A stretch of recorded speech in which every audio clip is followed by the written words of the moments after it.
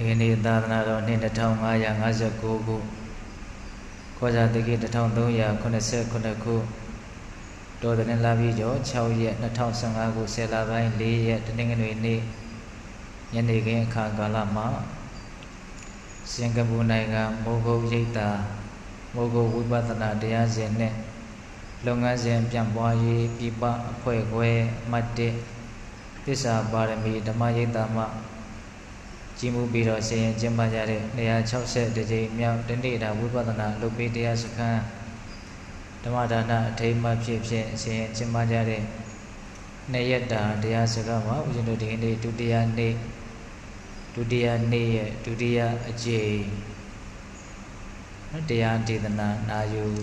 မှတ်သားကြတဲ့အစီအစဉ်အဲ့ဒါဘေးသဘောင်းသူတော်ကောင်းတို့နာယူကြည်ညိုကြရမယ့်တရားဒေသနာကသစ္စာ၄ပါးတရားတော်အပိုင်း၄ပေါ့နော်မဂ္ဂသစ္စာဆိုတာနဲ့ပတ်သက်ပြီးတော့နာယူကြည်ညိုကြရမယ်ဟုတ်လား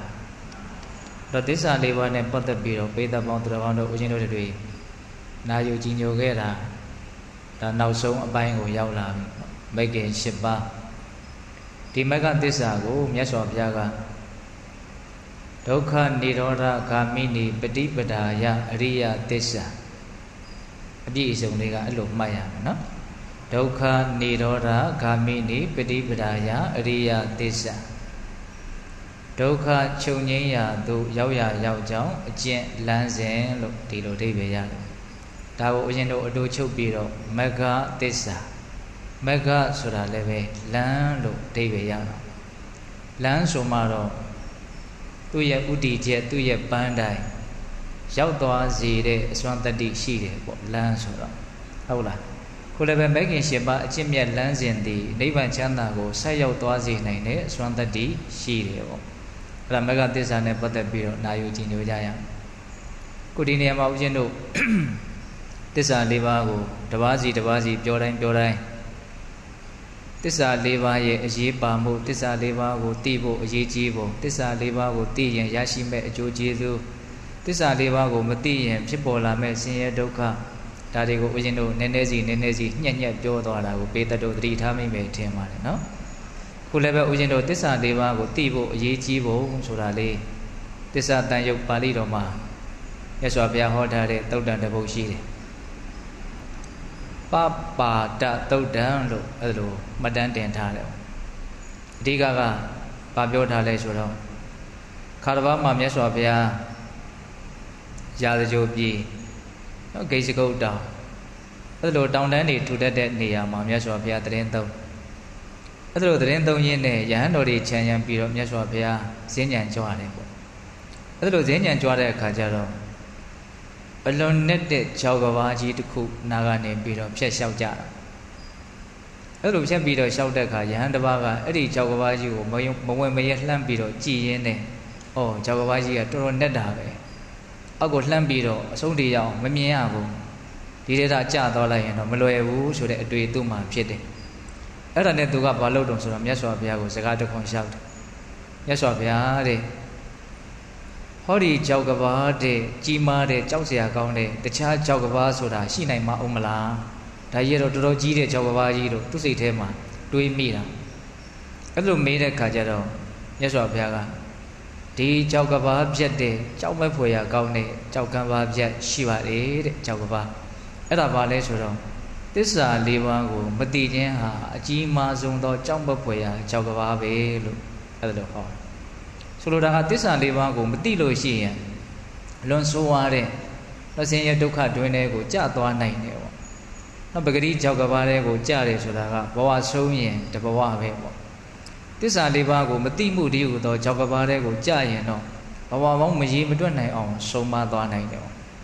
ဒါကြောင့်ကြောက်မဲ့ဖို့ရအကောင်းဆုံးကြောက်ကဘာပဲလို့မြတ်စွာဘုရားကသစ္စာ၄ပါးကိုမသိမှုအဲ့ဒါလိုတင်စားပြီးတော့ဟောတယ်အဲ့ဒီသုတ်တံမှာဦးဇင်းတို့ပြောမယ်ဆိုရင်တော့ပြောစရာကောင်းတာလေးတွေအများကြီးပါသစ္စာ၄ပါးကိုမသိကြတဲ့ပုဂ္ဂိုလ်တွေဟာဒီဘဝမှာဆက်ပြီးတော့ဖြစ်ပေါ်ခြင်းရဲ့အကြောင်းတရားဖြစ်တဲ့သင်္ခါရတရားတွေကိုအလွန်ပျော်မွေ့ကြတယ်တဲ့ဘဝဖြစ်ဖို့အတွက်ကြိုးစားပြီးတော့လောက်ကင်ကြတဲ့နေရာမှာသင်္ခါရတရားတွေရဲ့အပေါ်မှာ အလွန်တရာမှပျော်မွေ့ကြအဲ့ဒီတော့ဘာဖြစ်တုံဆိုတော့ဘဝတွေကတဘဝပြီးတဘဝထပ်ပြီးတော့ရနေတော့တာရရင်ရတိုင်းတော့ဘဝမှာဘဝရဲ့ပြဿနာဘဝရဲ့အခက်အခဲဘဝရဲ့ဒုက္ခတွေဆိုတာကိုရင်ဆိုင်ရမယ်ပြီးရင်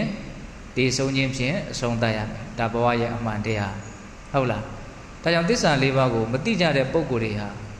ဘဝရဲ့အပြစ်ဘဝရဲ့မကောင်းမှုမသိတဲ့အတွက်ကြောင့်ဒီဘဝရကြောင်းအလုတ်တွေမှာအလွန်ပျော်မွေ့ပြီးတော့ဘဝကိုရအောင်လုပ်ကြရင်းနဲ့ဒုက္ခဒေါထဲမှာထပ်ပြီးတော့လဲကြရတယ်။သစ္စာ၄ပါးကိုသိကြတဲ့ပုဂ္ဂိုလ်တွေကြတော့ဘဝရကြောင်းအလုတ်တွေမှာပျော်မွေ့တဲ့သဘောမရှိဘူး။သူကအလွန်လေးတဲ့အဓိပ္ပာယ်နဲ့မြတ်စွာဘုရားဟောတာပါ။ဟုတ်လား။ဒါပေမဲ့ဦးဇင်းတို့ပြောချင်တာကတော့ကောင်းထုတ်ချက်လေးချပြီးတော့ပဲပြောချင်တာပါ။သစ္စာ၄ပါးကိုမသိခြင်းသည်ကြောင့်မဖို့ရအကောင်းဆုံးသောကြောက်ကဘာပြက်ကိုကြာခြင်းပဲဆိုတာကိုမှတ်သားကြဖို့ပေါ့။ဟုတ်လား။ဒါကြောင့်ဦးဇင်းတို့ဒီကနေ့သစ္စာ၄ပါးနဲ့ပတ်သက်ပြီးတော့နံပါတ်၄နောက်ဆုံးအပိုင်းကိုရောက်လာတယ်မဂ္ဂသစ္စာအဲ့ဒီမဂ္ဂသစ္စာကိုဦးဇင်းတို့ကြည်ပြန့်ပြည့်စုံမှတ်မယ်ဆိုလို့ရှိရင်ဒုက္ခនិရောဓဂာမိနိပฏิပဒါအရိယသစ္စာဒုက္ခချုပ်ငြိမ်းရာသို့ရောက်ကြောင်းအကျင့်လမ်းစဉ်လို့ဒီလိုအိဗေရတော့ဒီနေရာမှာဦးဇင်းတို့ပိဋကပေါင်းတော်အောင်တို့ပြီးခဲ့ပြီးသားသစ္စာတရားလေးတွေနဲ့ဆက်ပြီးတော့စဉ်းစားမှသစ္စာ၄ပါးတရားဟာတစ်ပါးနဲ့တစ်ပါးတော့အရင်ကြီးဆက်ဆက်မှုရှိနေတယ်ဆိုတာကတော့ပိဋကတို့လည်းနားလည်ကြပြီးသားဆိုကြပါစို့သမုဒိယသစ္စာပိုင်းမှာဦးဇင်းတို့ဘာကိုအဓိကထားပြီးတော့ပြောခဲ့လဲဆိုတော့လောဘဖြစ်ရင်ဒုက္ခဖြစ်တယ်လောဘကြီးရင်ကြီးတယ်ဒုက္ခကြီးတယ်ဆိုတဲ့အပိုင်းပြောခဲ့တာပေါ့နော်និရောဓသစ္စာမှာဘာကိုအဓိကထားပြီးတော့ပြောတော့ဆိုတော့လောဘချုပ်ရင်ဒုက္ခချုပ်တယ်နိဗ္ဗာန်ဆိုတာလောဘချုပ်ရလို့မြတ်စွာဘုရားအတိအလင်းဟောထားတာဟုတ်လားဒါကြောင့်လောဘမရှိရင်မရှိသလောက်တတ်တာရရတယ်ဟောဒါလိုဒီလိုအဓိကကြတဲ့အချက်လက်လေးတွေကိုမှတ်သားမိဖို့လိုတယ်ပေါ့နော်သမုဒိယသစ္စာပိုင်းမှာဒုက္ခလောဘကြီးရင်ကြီးသလောက်ဒုက္ခကြီးတယ်និရောဓသစ္စာပိုင်းမှာလောဘမရှိရင်မရှိသလောက်ဒုက္ခမရှိဘူးဆိုတဲ့သဘောလေးအဲ့ဒါလို့ဆိုလို့ရှိရင်ဦးဇင်းတို့ပိဋကပေါင်းတော်အောင်တို့လောဘရှိခြင်းမရှိဒုက္ခရှိခြင်းမရှိခြင်းဒုက္ခဖြစ်ခြင်းမဖြစ်ခြင်းဆိုတာဘာပေါ်မှာမူတည်နေတုံးဆိုတော့လောဘပေါ်မှာမူတည်နေတယ်။နော်လောဘဖြစ်ရင်ဒုက္ခဖြစ်မှာလောဘမဖြစ်ရင်ဒုက္ခမဖြစ်ဒါနဲ့ဒုက္ခမဖြစ်ခြင်းဘူးဆိုရင်လောဘမဖြစ်အောင်ကြိုးစားကြရအဲ့ဒါလို့ဆိုရင်လောဘမဖြစ်အောင်ဘယ်ပုံပင်ဒီကြိုးစားမလဲဆိုတော့ဟောအခုစရုထအရိယသစ္စာကအဓိကအချက်ဖြစ်လာနော်လောဘမဖြစ်အောင်ဘယ်ပုံပင်ဒီကြိုးစားမလဲဆိုတာရဲ့အဖြေမဂ္ဂင်၈ပါးအကျင့်မြတ်လမ်းစဉ်ကိုရှောက်လန်းကြရမယ်နော်မဂ္ဂဆိုတာလမ်းလို့အဓိပ္ပာယ်ရတယ်ဘေဒတို့ဒါအလုံးသိပါတော့ဒီမဂ္ဂင်၈ပါးလမ်းကိုရှောက်လန်းခြင်းသိပေါက်ဖို့အတွက်မဂ္ဂသစ္စာရဲ့အစွမ်းတတ္တိတနည်းအားဖြင့်မဂ္ဂသစ္စာရဲ့တခြားအ내အဓိပ္ပာယ်၄မျိုးသစ္စာအ내16ချက်ဆိုတော့သူ့လည်းပဲ၄ပါးရှိမယ်ပေါ့နော်အ내အဓိပ္ပာယ်အဲ့ဒီအ내အဓိပ္ပာယ်၄မျိုးကဘာလို့ဆိုတော့မဂ္ဂတနေယနထောဒသနထောဟေတုထောအာဓိပတိယထောဆိုပြီးတော့ပါဠိလေးတွေလည်းပဲနည်းနည်းတော့မှတ်ရမယ်ဟုတ်လားမဂ္ဂသစ္စာဤနေယနထောလွတ်မြောက်ကြောင်းတရားထွက်မြောက်ကြောင်းတရားနေယနဆိုတာထွက်မြောက်ကြောင်းတရားនិရောဓသစ္စာတုန်းကဥရှင်တို့နေတရဏထောဆိုပြီးတော့စလာနေတရဏကလွတ်မြောက်ခြင်းသူကလွတ်မြောက်သွားတာနိဗ္ဗာန်ဆိုတာကလွတ်မြောက်ခြင်းပေါ့အဓိပ္ပာယ်တစ်မျိုးပြောမှဆိုဟုတ်လားခုမဂ္ဂသစ္စာကဘာလို့လွတ်မြောက်စေတတ်တာလွတ်မြောက်ခြင်းရဲ့အကြောင်းပေါ့တိတိကျကျပြောမှဆိုရင်လွတ်မြောက်ခြင်းရဲ့အကြောင်းနိဗ္ဗာန်ကလွတ်မြောက်ခြင်းမဂ္ဂင်ကလွတ်မြောက်ခြင်းရဲ့အကြောင်းဒီနေရာမှာဦးဇင်းတို့အကြောင်းဆိုတာကဒုက္ခသစ္စာနဲ့သမုဒယသစ္စာလို့အကြောင်းအကျိုးသဘောတော့မဟုတ်ဆိုလိုတာကမဂ္ဂသစ္စာဒီဟုသောအကြောင်းကြောင့်និရောဓသစ္စာဖြစ်လာတာလို့ဆိုလိုတာမဟုတ်မဂ္ဂင်၈ပါးလမ်းကိုရှောက်ရင်နိဗ္ဗာန်ကိုမျက်မှောက်ပြုမယ်လို့ပြောတာနိဗ္ဗာန်ဆိုတဲ့တရားသည်အကြောင်းကင်းတဲ့တရားပြုရင်ယူလို့လည်းမရဘူးသူဘာကြောင့်ဖြစ်တယ်လို့သူ့မှာအကြောင်းမရှိနိဗ္ဗာန်ကအကြောင်းကင်းတဲ့တရားအဲ့ဒါကိုပိဋကပေါင်းသူတော်ကောင်းတို့အကြောင်းအကျိုးသဘောလေးစိုက်အောင်ပြောရမယ်ဆိုလို့ရှိရင်ဆိုကြပါစို့ကျွတ်တို့မြို့တစ်မြို့ကိုရောက်စီတဲ့သွားတဲ့လမ်းရှိတယ်ဆိုကြပါစို့ အဲ့ဒီလမ်းကိုသွားမယ်ဆိုရင်အဲ့ဒီမြို့ကိုရောက်သွားမယ်အဲ့တော့လမ်းနဲ့မြို့ဒီအကြောင်းအကျိုးသဘောဟုတ်သလားဆိုတော့မဟုတ်ဘောင်းဆိုဒီမြို့ကြီးကဒီလမ်းကြောင့်ဖြစ်လာတာမဟုတ်မြို့ကသူရှိနေတာဒါပေမဲ့ဒီလမ်းကိုရှောက်မှဒီလမ်းအတိုင်းသွားမှအဲ့ဒီမြို့ကိုရောက်မှဒါပေမဲ့လမ်းကြောင့်မြို့ဖြစ်လာတာလို့တော့ပြောလို့မရ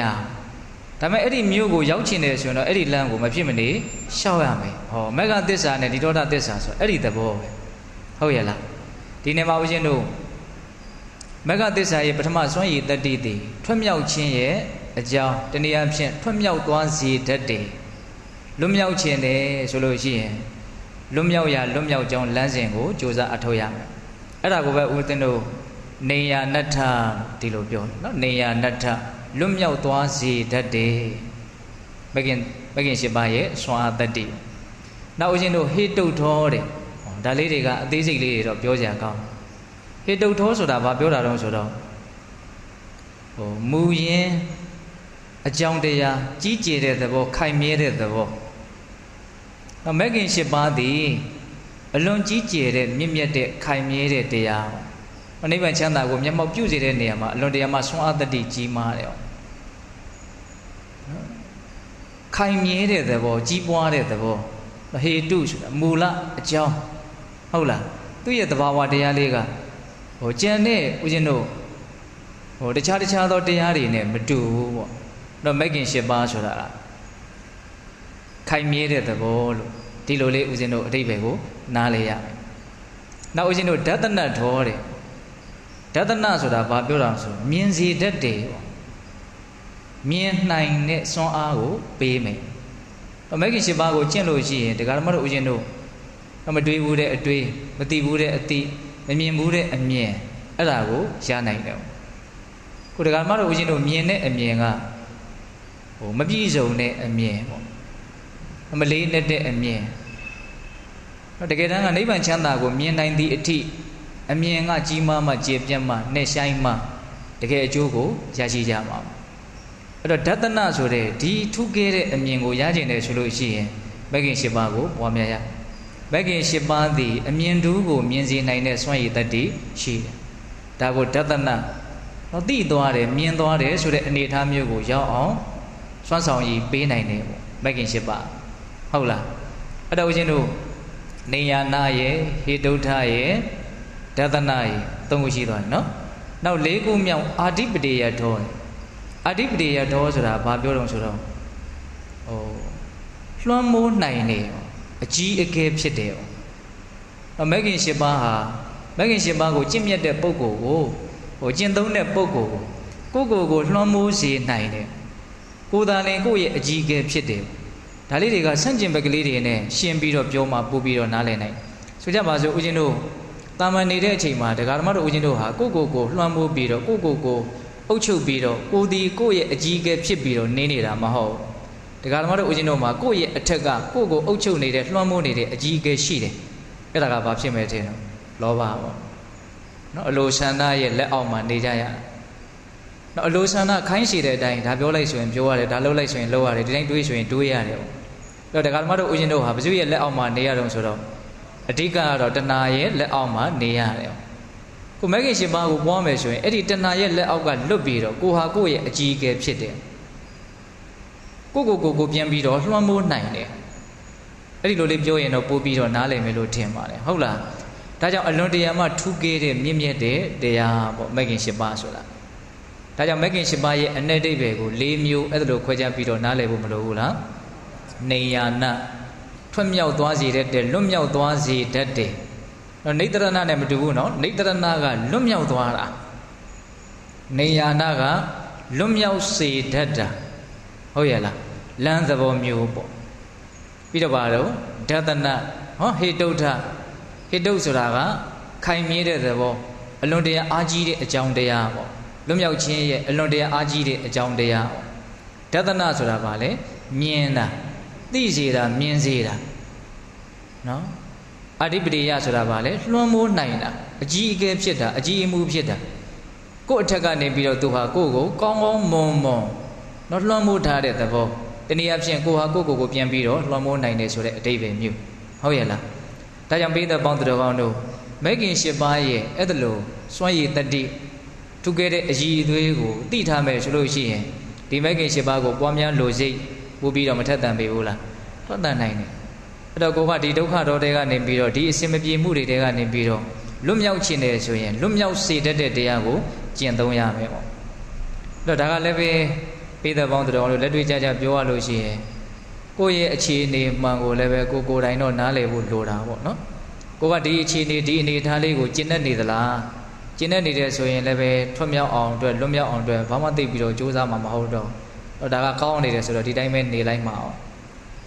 တော့ဒီအခြေအနေကိုတော့ဒကာဓမ္မတို့ကျင့်တတ်နေတယ်လို့ဦးဇင်းကတော့မထင်ပါဟုတ်လားဘာလို့ဆိုအခုလုံးလုံးစေနော်အရွယ်လေးရှိသေးတယ်မရှာလို့ဖွလို့လည်းကောင်းတယ်ကျမကြီးလေးလည်းကောင်းတယ်ဆိုရင်တော့ကျင့်တတ်တဲ့သဘောလေးတွေကတော့လာမှာပါမလာဘူးလို့မရှိဟုတ်လားဒါပေမဲ့လို့တော့တစ်ချိန်ကြာရင်ဘာဖြစ်ရမလဲခန္ဓာကိုယ်ကြီးကချွင်းချက်တွေများလာမယ်ဒါရှောင်လို့မရဘူးနော်တဖြည်းဖြည်းနဲ့အည်သွေးကြလာမယ်စိတ်ပိုင်းဆိုင်ရာရောရုပ်ပိုင်းဆိုင်ရာရောဟုတ်လားအဲ့တော့တဖြည်းဖြည်းနဲ့ပျက်စီးမဲ့အနေအထားကိုရင်ဆိုင်ရမယ်အဲ့ဒီလိုအနေအထားမျိုးကပြီးနိုင်သလားဆိုတော့မပြီးနိုင်ပြီးရင်ဘဝတစ်ခုရမယ်တော့ဆက်ပြီးတော့ဘဝနဲ့ပတ်သက်တဲ့ဒုက္ခတွေကိုရင်ဆိုင်ရမယ်ဒီလိုပဲသွားနေမှာဒါအဆိုးမြင်တဲ့အမြင်နဲ့ပြောနေတာမဟုတ်ဒါလက်တွေ့မှာဒီတိုင်းသွားနေတာဟုတ်လားအဲ့တော့ဒီအနေအထားဆိုးကနေပြီးတော့ကိုဟာလွန်မြောက်ခြင်းတယ်ဆိုလို့ရှိရင်နေယာနလွန်မြောက်သွားစေတတ်တဲ့အစွမ်းရှိတဲ့မဂ်ကင်၈ပါးကိုကျင့်သုံးရမယ်အဲ့ဒါနေယာနဆိုတာအဲ့ဒါပဲအဲ့တော့ပိဿတို့ဦးဇင်းတို့တွေစဉ်းစားကြရရှိတာကလွတ်မြောက်ကြောင်းတရားလွတ်မြောက်ကြောင်းတရားလို့ပြောတာနားထောင်တော့နားထောင်ကိုတကယ်ကိုလွတ်မြောက်ချင်တာဟုတ်ရဲ့လားလို့မေးဖို့ကအရင်တောင်လိုးနေမယ်လို့ထင်အဲ့ဒါကပိုအရေးပါမယ်လို့ထင်တော့တကယ်လွတ်မြောက်ချင်တာဟုတ်ရဲ့လားတကယ်လွတ်မြောက်ချင်တယ်ဆိုလို့ရှိရင်လွတ်မြောက်ကြောင်းတရားကိုစိတ်ဝင်စားမှာပေါ့ဟုတ်ရဲ့လားဒါကြောင့်လွတ်မြောက်ချင်တဲ့စိတ်ရှိဖို့လည်းအရေးကြီးတယ်ပေါ့အဲ့ဒါကပထမဒုက္ခသစ္စာကိုစပြီးတော့နားလည်ခဲ့ဖို့လိုအပ်တယ်ဆိုတာကိုလည်းပြောရမရောက်ဘူးလားရောက်တယ်နော်ဒါကြောင့်ပိဿပေါင်းတော်ကောင်းတို့နေယာနသဘောရှိတဲ့ဟေတုသဘောရှိတဲ့တတနာသဘောရှိတဲ့နော်အာဓိပတိယသဘောရှိတဲ့မဂ်ကင်၈ပါးအကျင့်မြတ်တရားကိုကျင့်သုံးကြဖို့မလိုဘူးလားလိုပါတယ်ဒီနေရာမှာမဂ်ကင်၈ပါးသည်လမ်းသဘောဖြစ်တယ်မဂ်ကင်၈ပါးသည်စီးเสียရာရင်သဘောဖြစ်တယ်ဆိုတာလေးကိုပြောခြင်းသူအဓိပ္ပာယ်လေးတွေကသူရှုထောင့်နဲ့သူအလွန်ကောင်းတယ်ပေါ့ဆိုရပါစို့မဂ်ကင်၈ပါးဟာလမ်းသဘောဖြစ်တယ်ဆိုတာကိုမြတ်စွာဘုရားဟုတ်ကဲ့ဒါရှိတယ်ဘုရင်တို့ခါတစ်ပါးမှာယဟန်တော်တွေနော်ဝါကျွတ်လို့မြတ်စွာဘုရားဒီကိုလာပြီးတော့ဖူးမြော်ကြရင်းနဲ့ဝါကျွတ်တဲ့အခါကျတော့ဒီနားမှာသတင်းသုံးတဲ့တန်ခါကဟိုနားကြွသွားတာလည်းရှိတယ်ဟိုနားသတင်းသုံးတဲ့တန်ခါကဒီကိုကြွလာတာလည်းရှိတယ်ပေါ့ရှိတော့အချင်းချင်းဆက်ပြီးတော့ဘာတွေပြောကြတော့ဆိုတော့သူတို့လျှောက်လန်းခဲ့ရတဲ့လမ်းတွေအကြောင်းပြောတာသူတို့လာခဲ့တဲ့ခရီးရှိတာဘယ်ရွာနဲ့ဘယ်ရွာသွားတဲ့လမ်းကတော့တော်တော်ဆိုးတာပဲဘယ်ရွာနဲ့ဘယ်ရွာသွားတဲ့လမ်းကတော့တော်တော်ကောင်းတယ်လို့လမ်းနဲ့ပတ်သက်တဲ့စကားကိုစက်မိလို့ပြောကြတာအဲ့ဒီချိန်မှာမြတ်စွာဘုရားရောက်လာတော့မြတ်စွာဘုရားကဘာတွေပြောနေကြတော့လို့မေးတော့ဒီလိုဒီအကြောင်းလမ်းနဲ့ပတ်သက်တဲ့စကားတွေကိုပြောနေကြတာပါလို့မြတ်စွာဘုရားကိုရှောက်တော့မြတ်စွာဘုရားက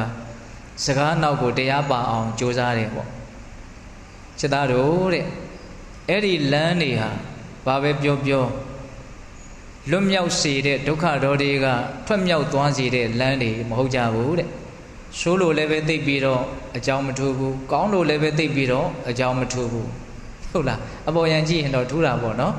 သို့တော်လည်းပဲတကယ်နည်းနည်းကြည့်မယ်ဆိုရင်တော့အဲ့ဒီပဂတိလမ်းတွေဟာဘာမှသိပြီးတော့အကြောင်းမထူးတော့တကယ်တမ်းကမဂ်ကင်၈ပါးဆိုတဲ့လမ်းကိုရှောက်လန်းမှသာလေအကြောင်းထူးမယ်ပေါ့အဲ့ဒီမှာပဲမြတ်စွာဘုရားကမဂ္ဂာနထင်ကြီးကောတိထောသစ္စာနစတုရောဗရာမဂ္ဂာနထင်ကြီးကောတိထောနော်မဂ်ကင်၈ပါးဆိုတဲ့အကျင့်မြတ်သည်လမ်းတကလမ်းထဲမှာအမြင့်မြတ်ဆုံးလမ်းဖြစ်တယ်လို့အဲ့လိုဟောနော်မဂ္ဂာနထင်ကြီးကောတိထောသစ္စာနစတုရောဗရာအမှန်တရားတွေထဲမှာတော့သစ္စာ၄ပါးအမှန်တရားသည်အထူးကဲဆုံးအမြင့်မြတ်ဆုံးဖြစ်တယ်တဲ့ကိုတက္ကမတို့ဦးဇင်းတို့မှတ်သားနေတဲ့ဒီအမှန်တရားကဘယ်သောခါကာလမှာဖောက်ပြန်မှားယွင်းသွားတယ်ဆိုတာမရှိဒါကြောင့်လေဒီစတော်ဘုရားကြီးကအတွန်းရှိစွာဘယ်မျှကြာလဲတခါတရံမဖောက်ပြန်ပဲအစဉ်မြဲကိုသစ္စာဆိုလို့အဲ့လိုကြီးဘလောက်ပဲကာလတွေကြာမှန်းနေတယ်နော်ဒီအမှန်တရားကစဉ်းစားကြည့်ရင်လွန်စိတ်ဝင်စားတဲ့အကောင်းနော်ကာလနဲ့လည်းမဆိုင်ဘူးပုဂ္ဂိုလ်နဲ့လည်းမဆိုင်ဘူးနော်ဒေသနဲ့လည်းမဆိုင် ဆိုလိုတာကကာလတိုင်းမှာမှန်တယ်ဒေတာတိုင်းမှာမှန်တယ်ပုဂ္ဂိုလ်တိုင်းအတွက်မှန်တယ်နော်ဒီအချိန်မှာသာရင်လောဘဖြစ်လို့ဆင်းရဲတာမဟုတ်ဘူးဟိုအချိန်မှာလောဘဖြစ်ရင်လည်းဆင်းရဲမှာပဲကာလတိုင်းမှာမှန်တယ်ဆိုတာအဲ့ဒီအတိတ်ပဲကိုယ်မှာလောဘဖြစ်လို့ကိုယ်သာလည်းဆင်းရဲတာမဟုတ်သူ့လောဘဖြစ်ရင်သူ့လည်းဆင်းရဲမှာပဲပုဂ္ဂိုလ်တိုင်းအတွက်မှန်တယ်ဟိုနေရာလူတွေလောဘဖြစ်လို့သာဆင်းရဲတာမဟုတ်ဘူးဒီနေရာလူတွေလောဘဖြစ်ရင်လည်းဆင်းရဲမှာပဲဒေတာတိုင်းမှာမှန်တယ်ဒါကြောင့်သစ္စာ၄ပါးတရားသည်အမှန်တရားတွေထဲမှာအမြင့်မြတ်ဆုံးဖြစ်တယ်။မဲခင်၈ပါးဆိုတဲ့အကျင့်မြတ်ကတော့လမ်းတွေထဲမှာအမြင့်မြတ်ဆုံးဖြစ်တယ်လို့မြတ်စွာဘုရားအဲ့လိုဟော။ဒါကြောင့်ပိဋကပေါင်းသူတော်ကောင်းတို့ဒီအမြင့်မြတ်ဆုံးဆိုတဲ့လမ်းကိုရှောင်လန်းနိုင်ကြဖို့မလိုဘူးလား။လိုတယ်။ဒါမဲခင်၈ပါးသည်လမ်းသဘောဖြစ်တယ်ဆိုတာကိုမြတ်စွာဘုရားကိုယ်တော်တိုင်ဟောခဲ့တာ။ဘုရားတို့ဒီနေရာမှာပုရာဏမဂ္ဂဆိုတဲ့အသုံးအနှုန်းလေးလည်းတစ်ခုရှိတယ်။ပုရာဏမဂ္ဂဆိုတာကပုရဏဆိုတာအဟောင်းပေါ့နော်မဂ္ဂဆိုတာကလမ်းဟောင်းပေါ့ဆိုလိုတာကဒီမဂ္ဂင်၈ပါးလမ်းကိုမြတ်စွာဘုရားကတီထွင်တာတော့မဟုတ်ဘူးဟုတ်လားရှေးဘုရားတိုင်းဟာဒီမဂ္ဂင်၈ပါးလမ်းကိုရှောင်လန်းပြီးတော့ဘုရားပွင့်သွားတာဆိုလိုတာကဒီဘုရားလက်ထက်ကြမှာနော်အသေးအချမ်းပေါ်လာတာမဟုတ်ဘူးလို့ပြောတာအဲ့ဒါကိုမြတ်စွာဘုရားကဥမာလေးပေးပြီးတော့ဟောတာရှိတယ်ဟိုတော်ထဲမှာတစ်ချိန်တုန်းကအလွန်စီကားတဲ့မြို့ဟောင်းကြီးမြို့ပြက်ကြီးတစ်ခုရှိတယ်ဆိုကြပါလားအဲ့ဒါကိုသွားရင်လာရင်နဲ့အဲ့ဒီမြို့ကြီးကိုတွေ့တော့ဩဒါရှေ့တုန်းကမြို့ကြီးပဲဆိုပြီးတော့အဲ့ဒီမြို့ကိုသွားတဲ့လမ်းကပြန်ပြီးတော့ဖုံသွားတယ်ပြန်ပြီးတော့တွေ့ရှိတယ်ဟုတ်လားပုရာဏမဂ္ဂအဲ့ဒီအတိတ်ပဲမြတ်စွာဘုရားဟောထားတာရှိတော့လမ်းဟောင်းပေါ့ဒါကြောင့်ရှေးသောဘုရားအဆူဆူတို့ရှေးသူတော်ကောင်းတွေနော်ဖုံနေအောင်သူ့အချိန်နဲ့သူသွားခဲ့ကြတယ်လမ်းနောက်သူတော်ကောင်းတွေလည်းပဲဖုံးနေအောင်သွားကြအောင်ပဲလမ်းပေါ့ဟုတ်လားအဲ့တော့ဒီနေ့မှာဦးဇင်းတို့မဂ္ဂင်၈ပါးဟာလမ်းသဘောဖြစ်တယ်ဆိုတာလေးနဲ့ပတ်သက်ပြီးတော့ပြောရင်းနဲ့ဘာကိုအမှတ်ရတော့ဆိုတော့ယဟန်တွေကိုမြတ်စွာဘုရားဟောထားတဲ့အကြောင်းအရာလေးတစ်ခုယဟန်တို့တဲ့တကယ်လို့များတခြားသောတမနာပြမနာတွေကသင်တို့ကိုသင်တို့ဟာဘာကြောင့်ယဟန်ဂေါတမရဲ့ထံမှာမြတ်သောအကျင့်ကိုကျင့်သုံးနေတာတော့ဘာဖြစ်လို့ယဟန်ပြုပြီးတော့မြတ်သောအကျင့်ကိုကျင့်သုံးနေတာတော့လို့မေးခဲ့မယ်ဆိုရင်တဲ့နော်ဒီဆွဲလန်းမမောမှုဆိုတဲ့လောဘကိုဖယ်ခွာနိုင်ဖို့အတွက်မြတ်သောအကျင့်ကိုကျင့်သုံးပါတယ်လို့သင်တို့ဖြေပါတဲ့မြတ်စွာဘုရားရဲ့သာသနာမှာဘာကြောင့်မြတ်သောအကျင့်ကိုကျင့်သုံးနေတာတော့လို့မေးရင်ဆွဲမဲ့မှုလောဘကိုဖယ်ခွာနိုင်ဖို့အတွက်မြတ်သောအကျင့်ကိုကျင့်သုံးပါတယ်လို့ဖြေပါတယ်အဲ့လိုဖြေလို့ရှိရင်သူတို့ကတဆင့်တက်ပြီးတော့မေးလိုက်မယ်တဲ့အဲ့ဒီဆွဲမဲ့မှုຢာကဆွဲမဲ့မှုလောဘကိုဖယ်ရှားနိုင်ဖို့အတွက်အကျင့်မြတ်ကိုကျင့်တယ်ဆိုရင်အဲ့ဒီလောဘကိုဖယ်ရှားနိုင်ဖို့အတွက်အကျင့်မြတ်ကဘာလဲနော်ဘလို့ကျင့်မှအဲ့ဒီလောဘကနော်ဖယ်ခွာသွားမှလေလို့ဆက်မေးမယ်ဆိုရင်မဂ္ဂင်၈ပါးအကျင့်မြတ်တရားသည်ဆွဲမဲ့မှုຢာကကိုဖယ်ရှားဖို့အတွက်အပြည့်စုံအကောင်းမွန်ဆုံးအကျင့်ဖြစ်တယ်လို့သင်တို့ဖြေပါတဲ့ဟောသူဟာလေးနဲ့သူနော်တရားဓမ္မတို့နော်ဒါကြောင့်ဘေးသက်ပေါင်းသူတော်ကောင်းတို့မြတ်စွာဘုရားရဲ့ထံကနေပြီးတော့အကျင့်မြတ်တွေကိုကျင့်သုံးတယ်ဆိုတာအဓိကရည်ရွယ်ချက်ကဒုက္ခရဲ့အကြောင်းတရားဖြစ်တဲ့လောဘကိုဖယ်ရှားရေးပေါ့တစ်ဆင့်နှိမ်ပြောရမယ်ဆိုရင်တော့လောဘကိုလျှော့ချရေးပေါ့ဟုတ်လားဒီရည်ရွယ်ချက်နဲ့အကျင့်မြတ်ကိုကျင့်ကြရတာအဲ့ဒီလောဘကိုလျှော့ချနိုင်ဖို့ကျင့်တဲ့နေရာမှာလည်းပဲအကျင့်မြတ်ကဘာလဲတို့များမဂ္ဂင်၈ပါးဖြစ်တယ်လို့ဒီလိုဖြေရမယ်။သူ့အကြောင်းလေးနဲ့သူ့အကျိုးလေးနဲ့နော်အေးဒါကဦးဇင်းတို့လမ်းသဘောဖြစ်တယ်ဆိုတာလေးနဲ့ပတ်သက်ပြီးတော့ပြောတာပါ။နောက်ဦးဇင်းတို့တခုပြောရင်တာကမဂ္ဂင်၈ပါးသည်စီးတဲ့ရာရင်သဖွယ်ဖြစ်တယ်ဆိုတာကိုပြောခြင်း။ဒါကလည်းပဲမြတ်စွာဘုရားအကြောင်းတိုင်းဆိုင်လို့ဟောခဲ့တာ။ဟိုဦးဇင်းတို့ခါတစ်ပါးမှာမြတ်စွာဘုရားဆွမ်းခံပြန်ပြီးတော့ကြွလာတဲ့ရှင်အနန္ဒာကိုတော်မြတ်ကမြတ်စွာဘုရားကိုစကားတခွန်းလာလျှောက်သူကသူမြင်ခဲ့တာကိုသူလျှောက်တာပါပဲမြို့ထဲမှာသူဘာမြင်ခဲ့ရတုံးဆိုတော့တော်တော်ချမ်းသာကြွယ်ဝတဲ့ဩဇာအာဏာလည်းရှိတယ်ဇာနုသောနိလို့အမည်ရတဲ့ပုံနာပေါ့တထေးပုံနာတယောက်ရှိအဲ့ဒီပုံနာကြီးကယာတုလည်းရှိတယ်အာဏာလည်းရှိတယ်စီးသိမ်လည်းရှိတယ်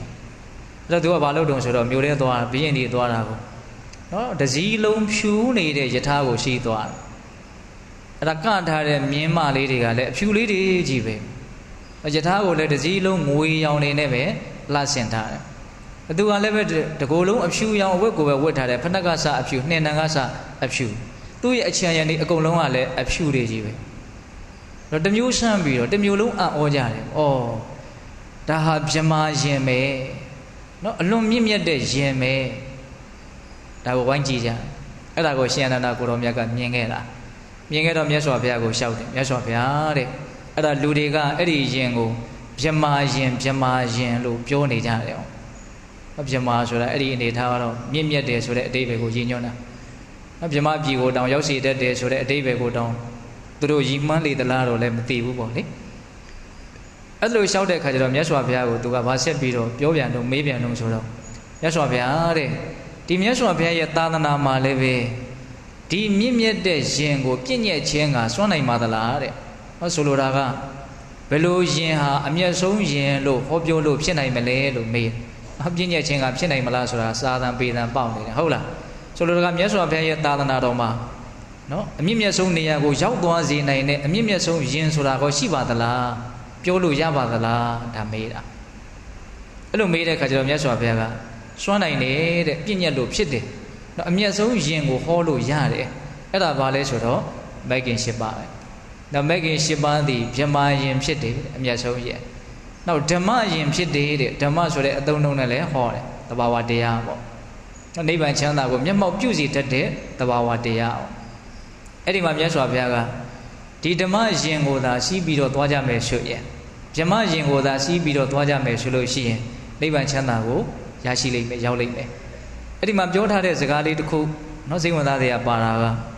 ဒီဗြဟ္မာယင်ကိုစီးသွားမယ်ဆိုလို့ရှိရင်အမေခင်၈ပါးမှာပထမအဦးဆုံးကဗာမဲ့ခင်တမ္မာဒိဋ္ဌိမဲ့ခင်နော်အဲ့ဒီတမ္မာဒိဋ္ဌိကိုပွားများမယ်ဆိုရင်တဲ့တမ္မာဒိဋ္ဌိအာနန္ဒဘဝိဒဘဟုလိကတရာဂဝိနယပရိယောတာနာဒေါသဝိနယပရိယောတာနာမောဟဝိနယပရိယောတာနာဒီတမ္မာဒိဋ္ဌိဆိုတဲ့မဲ့ခင်ကိုပွားများမယ်ဆိုလို့ရှိရင်တဲ့ရာဂဝိနယပရိယောတာနာဆွဲမဲ့မှုယာကကုံညင်းလျင်အဆုံးရှိတယ်တဲ့မကျေနပ်မှုဒေါသကုန်ခန်းခြင်းလျင်အဆုံးရှိတယ်တူရီမိုင်မဲမှုမောဟကုန်ခန်းခြင်းလျင်အဆုံးရှိတယ်တော့အဆုံးမရှိတဲ့တရားမဟုတ်တော့အဆုံးရှိတဲ့တရားဘယ်ကြတော့ဆုံးသွားယာကဒေါသမောဟကုန်ရင်ဆုံးတယ်ဟုတ်လားအဲ့တော့တကယ်တမ်းကဒီအလုတ်ကမဂ္ဂင်၈ပါးအကျင့်မြတ်ကိုကျင့်သုံးတယ်ဆိုတဲ့အလုတ်ကအပြီးအဆုံးရှိတဲ့အလုတ်ဘာရှိတဲ့အလုတ်အပြီးအဆုံးရှိတဲ့အလုတ်နောက်အလုတ်တစ်ခုကိုလုံးမယ်ဆိုလို့ရှိရင်ပြီးနိုင်မယ်ဆိုလို့ရှိရင်လုံးရတာလည်းကောင်းတယ်အတိတ်ပဲလည်းရှိမပြီးနိုင်ဘူးဘယ်တော့မှမပြီးဘူးဆိုတဲ့အလုပ်ကတကယ်စဉ်းစားကြည့်ရင်တော်တော်မောစရာကောင်းဟုတ်လားအဲ့တော့အပြီးဆုံးရှိတဲ့အလုပ်ဆိုတာကသာသနာတော်မှာဒီအလုပ်တစ်ခုပဲရှိဒီနေရာဖြင့်သာသနာတော်ရဲ့အလုပ်တည်တာနဲ့အပြီးဆုံးရှိကျန်တဲ့အလုပ်တွေကတည်တည်ချာချာစဉ်းစားကြည့်ရင်အပြီးဆုံးမရှိဘူးဟောဒါကဓမ္မတို့ဦးဇင်းတို့အခုလုပ်နေတဲ့ဒီမဂ္ဂင်၈ပါးအလုပ်သူတော်ကောင်းအလုပ်ကလွဲလို့ကျန်တဲ့အလုပ်တွေကဘယ်အလုပ်မှအပြီးဆုံးမရှိတော့တည်တည်ချာချာစဉ်းစားကြည့်လေဒါကထင်ရှားလေနော်ရှာလိုက်ရလိုက်ကုံသွားလိုက်မောဟိုက်မဆုံးရှိကြ၏တဲ့နော်ရောဆရာတော်ကြီးရဲ့စကားလေးအဲ့ဒါကိုသာနာနာရွတ်ကြည့်ဟုတ်လားရှာလိုက်ရလိုက်ကုံသွားလိုက်မောဟိုက်မဆုံးရှိကြ၏ရခြင်းလို့ရှာတယ်ရှာတော့မရဘူးတော့မဟုတ်ဘူးရတယ်ရတော့လည်းပဲရတဲ့တရားတွေကဘလို့တရားတွေဖြစ်နေဘလို့သဘာဝတွေဖြစ်ကုံတက်တဲ့သဘာဝတွေဖြစ်တယ်။နောက်ကုံတက်တဲ့သဘာဝဆိုတာဘာကိုပြောတာလဲ။အနိစ္စကိုပြောတာ။အဲ့တော့ဒကာမတို့ဦးဇင်းတို့ရှားထားတာတွေရထားတာတွေဟာအကုန်လုံးအနိစ္စမီးလောင်ကျွမ်းခြင်းကိုခံရမယ်။အနိစ္စမီးစား။တော့ကုံသွားမှာပဲ။ကုံသွားလို့ရှိရင်ဘာလုပ်မလဲ။ထပ်ရခြင်းမှာပဲ။ထပ်ရခြင်းအလကားတော့ရမှာမဟုတ်ဘူး။ဘာလုပ်ရမလဲ။ရှားရမယ်နော်။ရှားရင်ဘာလုပ်မလို့ရမယ်။ရရင်ကုံမယ်။ဟောဘယ်တော့ဆုံး။ဘယ်တော့မှမဆုံးဘူး။နော်ဒီဘဝကလည်းမဆုံးဘူးနောက်ဘဝကလည်းမဆုံးဘူးအဲ့တော့အကုန်လုံးလုံနေကြတဲ့အနေအထားကိုအနှစ်ထုတ်ပြီးတော့ကြည့်မယ်ဆိုလို့ရှိရင်ဘာလုံနေတာတုံးလို့မေးရင်အဲ့ဒါလုံနေတာရှာလိုက်ရလိုက်ကုံသွားလိုက်မောဟိုက်မဆုံးရှိကြ၏ဒါပဲအဲ့ဒါဒီရနေတာတွေတဲကဟာအကောင်းအမွန်ဆုံးဆိုတာကိုရခြင်းတယ်အမြင့်ဆုံးဆိုတာကိုရခြင်းတယ်ဆိုရင်ပိုးပြီးတော့အားဆိုင်ရအောင်ဟုတ်တယ်မဟုတ်လားအောင်ဆိုအလကားတော့ဘယ်ဟာမှမရဘူးလေအကြောင်းတရားကိုတော့စီးပူးကြရတာအဲ့တော့ကိုလုံနေတဲ့အကြောင်းတရားတွေကအပြီးဆုံးရှိတဲ့အကြောင်းတရားတွေလားဆိုတော့အဲ့လိုမဟုတ်ဒါကြောင့်ပေးတဲ့ပေါင်းသူတော်ကောင်းတို့မဂ္ဂင်၈ပါးအကျင့်မြတ်တရားကတော့အပြီးဆုံးရှိတဲ့အလုပ်ဘယ်ချိန်မှပြီးမတော့ဆိုတော့ရာဂဝိနယပရိယောတာနာ ရာကကုံသွားတဲ့အချိန်မှာဆက်လုပ်เสียမလို့တော့ဒေါသတို့မောဟတို့ကုံသွားပြီဆိုရင်ဆက်လုပ်เสียမလို့တော့ပို့ပြီးတော့ဦးဇင်းတို့မျက်နှိုးเสียကောင်းတာကအဲ့ဒီအလုပ်ပြီးသွားရင်လည်းကြံတဲ့အလုပ်ဘာမှလုပ်เสียမလို့တော့တကယ်စဉ်းစားကြည့်ရင်အလုပ်ဆိုတဲ့စကားလုံးကြီးကိုကစစဉ်းစားတတ်လို့ရှိရင်ကြောက်เสียကြီးလို့နားလည်မယ်ထင်ပါတယ်ဒါပေမဲ့ဝင်ငွေကောင်းတဲ့အလုပ်ဆိုရင်တော့ကြောက်เสียလို့အောက်မိမှာမဟုတ်ဘာဖြစ်လို့လဲဆိုတော့ကိုယ့်ရဲ့အလိုဆန္ဒကရှိနေတာ။ဒါကြောင့်ဒါတန်ဖိုးရှိမရှိဆိုတာဒါကိုဘယ်လောက်လိုချင်နေတာလဲဆိုတာပေါ်မှာမူတည်တယ်။အဲ့တော့ကြောက်เสียကြီးဆိုတာကမလိုချင်ဘူးဆိုရင်တော့အဲ့ဒါကတော်တော်ကြောက်เสียကောင်းတဲ့အနေအထား။ဒါကိုရလည်းမရချင်ဘူးဆိုရင်မင်းရအောင်လုပ်ရမယ်ဆိုရင် तू ဘလို့နေလုံးနိုင်မှာမဟုတ်။ဟုတ်လား။ဘာလို့ဆို तू မှမရချင်ပဲကို။တော့ဒီအလုပ်ကိုတန်ဖိုးထားပြီးတော့အတင်းကြိုးစားနေတယ်ဆိုတာဘာလို့တန်ဖိုးထားပြီးတော့ကြိုးစားနေတာ။ရချင်လို့ပေါ့။ဟုတ်တယ်မို့လား။ဒါကြောင့်ပိဿပေါင်းသူတော်ကောင်းတို့ဒီလောကီအလုပ်တွေဆိုတာကတော့တကယ်စဉ်းစားကြည့်ရင်အပြီးဆုံးရှိတဲ့အလုပ်တွေမဟုတ်ကြဘူးပေါ့ဒါကြောင့်မြတ်စွာဘုရားရဲ့သာသနာတော်မြတ်နဲ့တွေ့နေတဲ့အချိန်မှာဒီလိုနဲ့နေတဲ့သဘာဝလေးတွေကိုစဉ်းစားပြီးတော့အပြီးဆုံးရှိတဲ့အလုပ်ကလေးတွေကိုတော့အ ਨੇ ဆုံးတော့အထုံးဝါသနာလေးမှာပါဟဲ့ဆိုတဲ့စိတ်ကူးလေးနဲ့လှုပ်တဲ့တယ်လို့ဦးဇင်းထင်ပါတယ်ဟုတ်ရဲ့လားအေးအပြီးဆုံးရှိတဲ့အလုပ်ဒါဦးဇင်းတို့ဒေသနာကိုအကုန်လုံးညှိပြီးတော့ပြောမယ်ဆိုလို့ရှိရင်တော့တရားဓမ္မတို့ဦးဇင်းတို့အားလုံးသောတတ္တဝါတွေကတကယ်တမ်းကတော့နော်ရှားပွေးနေကြတဲ့လူတွေပါနော်ရှားမှီးတယ်လို့စာကတော့သုံးတာပေါ့ပရိယေတနာနော်ပရိယေတနာဆိုတဲ့စကားလုံးလေးဘယ်နေရာမှာတွဲပြီးတော့သုံးနော်သမုဒ္ဒရာဝန္တထွာပရိယေတနာရှားကြရတယ်ရှားကြရတဲ့ဒုက္ခဟုတ်လားအဲ့တော့မြတ်စွာဘုရားကပရိယေတနာကိုနော်၃မျိုးဟောတာရှိတယ်ကာမပရိယေတနာနော်ကာမဂုဏ်ကိုရှားတာနော်ဘဝပရိယေတနာဘဝကိုရှားတာဗြဟ္မစရိယပရိယေတနာမြတ်သောအကျင့်ကိုရှာတာဟုတ်လားဒါတွေကိုနားလည်မှသာလဲရှာမိခြင်းကိစ္စကတကယ်တမ်းကပြီးရှုံးပါကာမေတနာဘဝေတနာဗြဟ္မစရိယေတနာလို့ဒီလိုဟောတာလည်းရှိတယ်အေတနာဆိုတာလည်းရှာမိခြင်းပါနော်ကာမေတနာကာမကိုရှာတယ်ဘဝေတနာဘဝကိုရှာတယ်ဗြဟ္မစရိယေတနာမြတ်သောအကျင့်ကိုရှာတယ်ခုတရားဓမ္မတို့ဦးဇင်းတို့စ조사အထုတ်နေကြတဲ့အနေအထားလေးကဗြဟ္မစရိယေတနာမြတ်သောအကျင့်ကိုရှာတယ်အဲ့ဒီမြတ်သောအကျင့်ကိုရှာပြီးတော့ကျင့်သုံးမယ်ဆိုရင်တော့အဲ့ဒီရှာဖွေခြင်းကအပြီးဆုံးရှိတဲ့ရှာဖွေခြင်းကျန်တဲ့ရှာဖွေခြင်းကအပြီးဆုံးမရှိတဲ့ရှာဖွေခြင်းဘာဖြစ်လို့လဲဆိုတော့သူကကုန်ခန်းတတ်တဲ့အရာပျက်စီးတတ်တဲ့အရာကိုရှာဖွေလို့မြတ်စွာဘုရားကတော့အကျေတုံဟောတာပါပဲ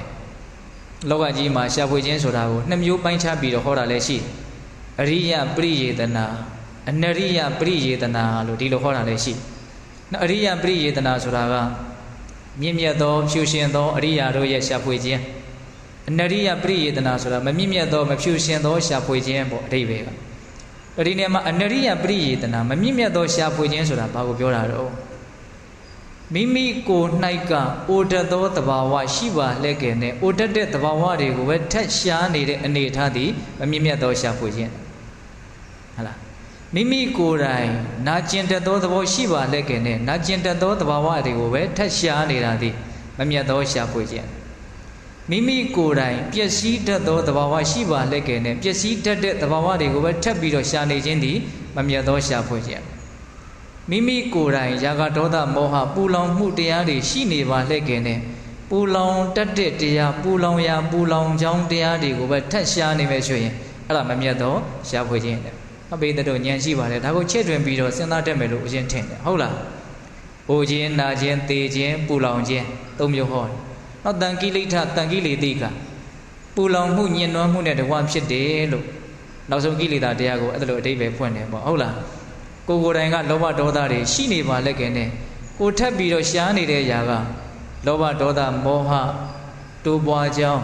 ကြီးပွားကြောင်း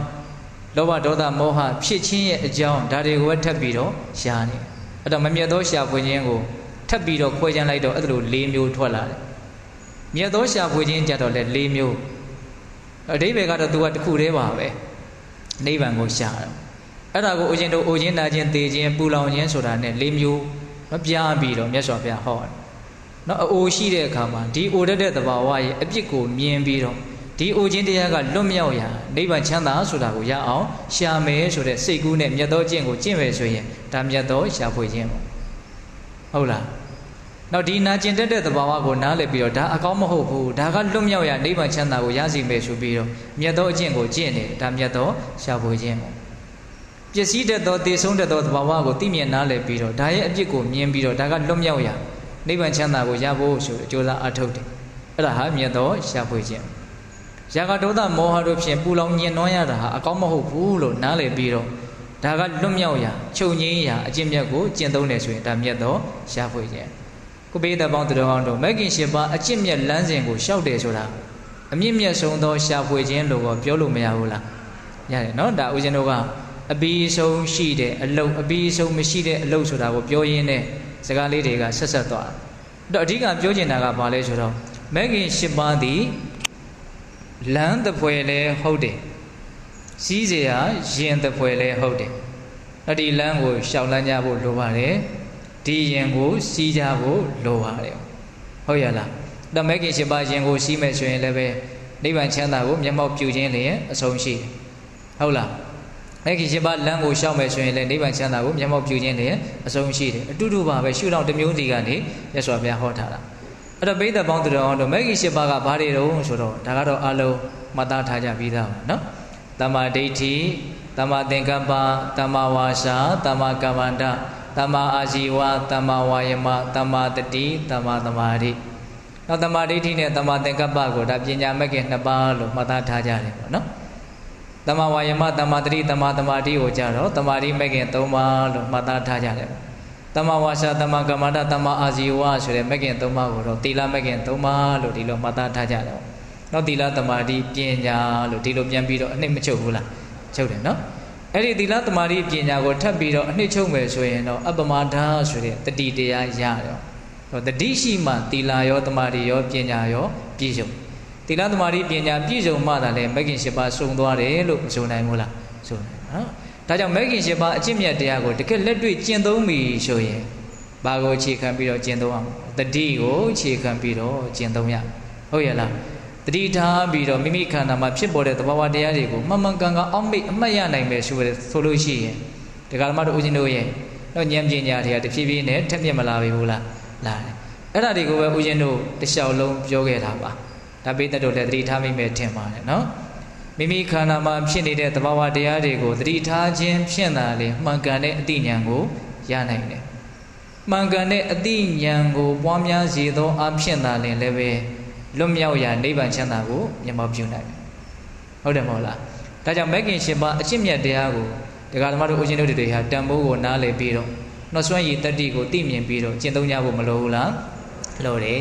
အဲ့ဒါမဂ်ကင်၈ပါးနဲ့ပတ်သက်ပြီးတော့ဒါဦးဇင်းတို့ပြောလိုက်တာ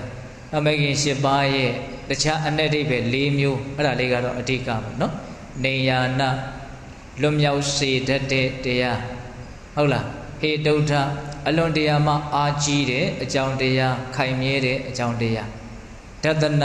အတိတူအမြင်တူကိုရစေတတ်တဲ့တရားအာဓိပတေယအကြီးအမှုအကြီးအကဲဖြစ်တဲ့တရား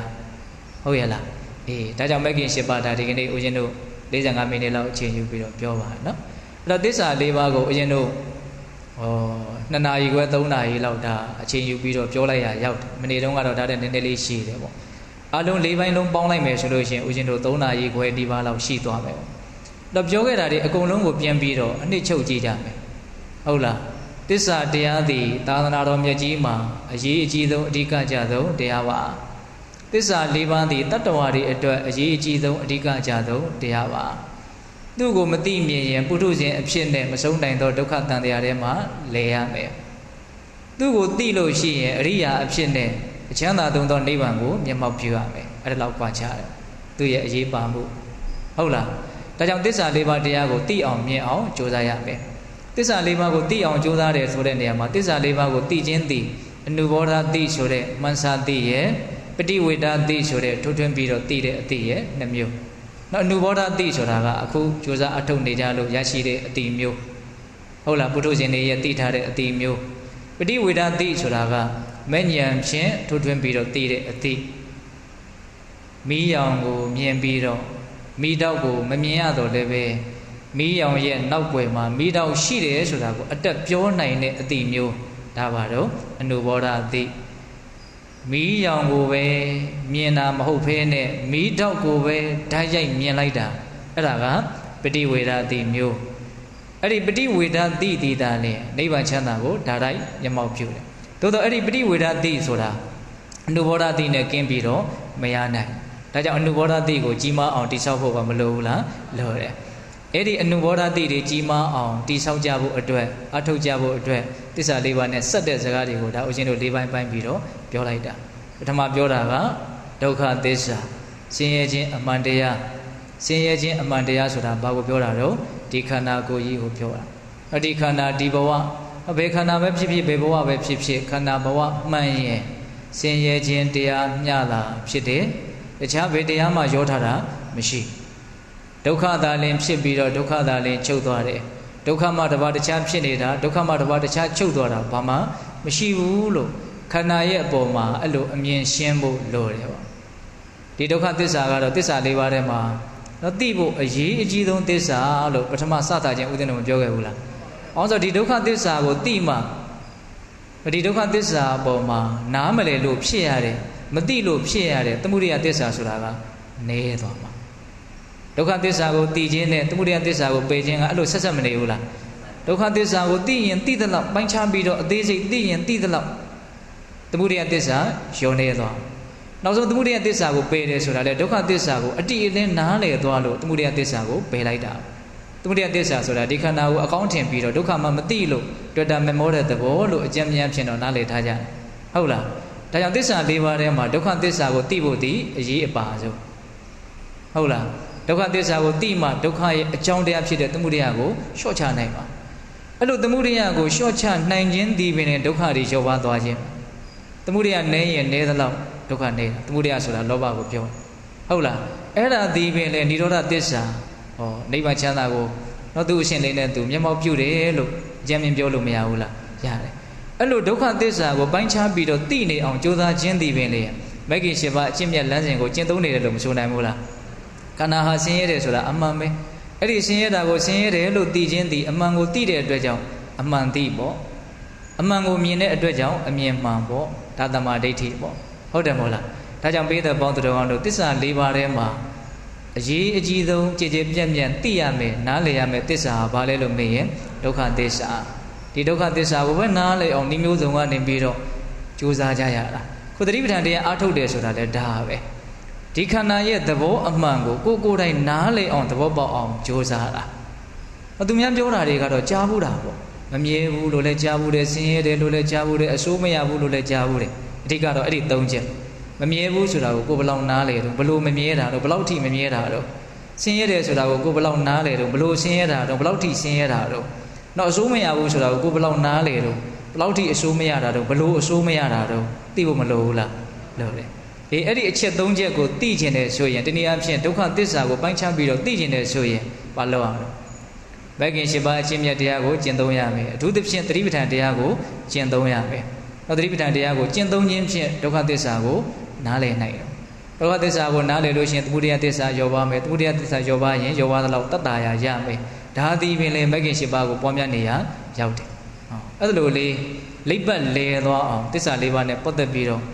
ထိုက်တဲ့ကျွမ်းကျင်မှုရှိဖို့မလိုဘူးလားဗျာလိုတယ်အဲ့ဒါဘာလို့နေတာလို့ဆိုတော့အနုဘောဓဉာဏ်နဲ့သစ္စာ၄ပါးရဲ့အပေါ်မှာနားလည်ကြည့်တာတကယ်သစ္စာ၄ပါးကိုဓာတ်ထိထိုးထွင်းပြီးတော့သိကျင်တယ်ဆိုရင်တော့သတိပဋ္ဌာန်တရားကိုလမ်းဆုံးရောက်အောင်ပွားများရလိမ့်မယ်။ယဉ်ကျေးအောင်ပွားများရလိမ့်မယ်ဟုတ်လား။ဒါကြောင့်ပိဿပေါင်းသူတော်ကောင်းတို့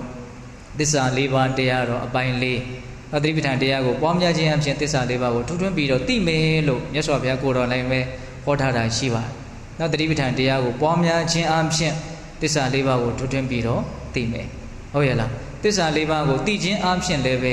ဒုက္ခခတ်သိမ်းကနေပြီးတော့လွန်မြောက်ခွင့်ရမယ်ပေါ့ဟုတ်လားဒါကြောင့်ပိဿပေါင်းသူတော်ကောင်းတို့သည်သစ္စာ၄ပါးတရားကိုနာယူခဲ့ရတဲ့ကုသိုလ်ကောင်းမှုတွေရှိတယ်ဒီကနေ့ပြုလုပ်ထားကြတဲ့ဒါနကောင်းမှုသီလကောင်းမှုတမာတိပညာကောင်းမှုကုသိုလ်ကောင်းမှုတွေစုံနေအောင်ရှိကြတယ်နော်အဲ့ဒီကုသိုလ်ကောင်းမှုအစုစုတို့ရဲ့အစွမ်းတတ္တိကြောင့်ဘုရားတပည့်တော်တို့သည်မဲ့ညာပူညာမျက်နှိပ်ပံကိုလျင်မြန်ထုတ်ချောက်မျက်မှောက်ပြုပြရစေကုန်သောဟုပတနာအောင်စုပြုကြကုန်ရာတည်း